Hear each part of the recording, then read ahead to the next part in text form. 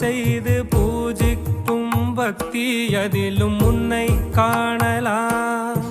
பசி என்று தன் முன் வந்து கையேந்தி கேட்கும் போது தன் உணவை தந்தால் கூட உன்னை காணலாம்.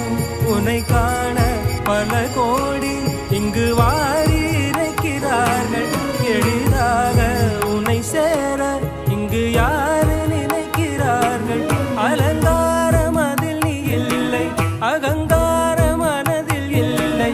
துளி கள்ளம் கபடம் கலந்திடாத அன்பில் இருக்கிறாய். உணர்ந்தேன் உனையே